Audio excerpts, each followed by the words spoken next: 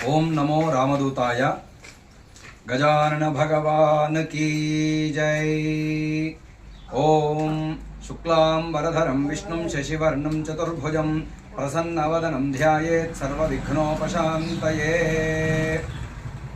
ప్రస్తుతం మనం వరసిద్ధి వినాయక నవరాత్రులలో ఉన్నాము.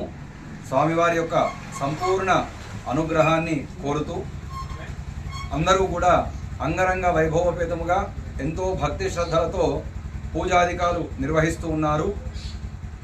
లోక కళ్యాణం కోసం జరిపేటువంటి ఈ యొక్క గణపతి నవరాత్రులు చాలా విశేషప్రదమైనటువంటివి. ప్రస్తుతం వర్ష ఋతువు అనగా వర్షాకాలము.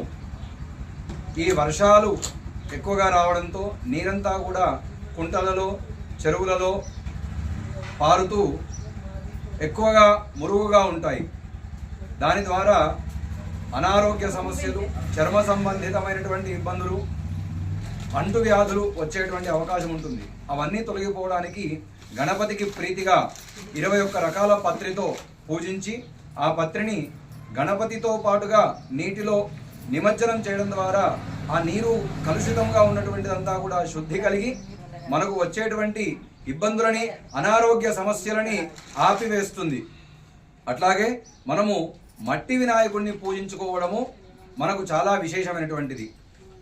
మనము చేసేటువంటిది నవరాత్రులు అంటారు. అంటే 9 రాత్రులు పూర్తయి 10వ రోజున స్వామివారిని నిమజ్జనం చేసుకోవాలి. 10వ రోజు ఉదయం పూజ చేసి స్వామివారిని ఉద్వాసన జరిపి ఆ తర్వాత భక్తి శ్రద్ధలతో గ్రామమంతా కూడా స్వామివారిని ఊరేగింపుగా తీసుకువెళ్ళి భజన, శాస్త్రీయమైనటువంటి నృత్యములు ప్రదర్శన చేస్తూ స్వామివారిని నిమజ్జనానికి తీసుకెళ్ళాలి. అంతేగాని పాశ్చాత్య సంగీతము, పాశ్చాత్య నృత్యాలు అనగా సినిమా పాటలు, డీజే పాటలు ఇట్లాంటివి కాకుండా స్వామివారిని శాస్త్రీయమైనటువంటి విధముగా స్మరణ చేస్తూ భజన చేస్తూ తీసుకువెళ్ళాలని ప్రతి ఒక్కరికి తెలియజేస్తూ ఓం నమో రామదూతాయ. సమస్త సన్మంగళాని భవంతు.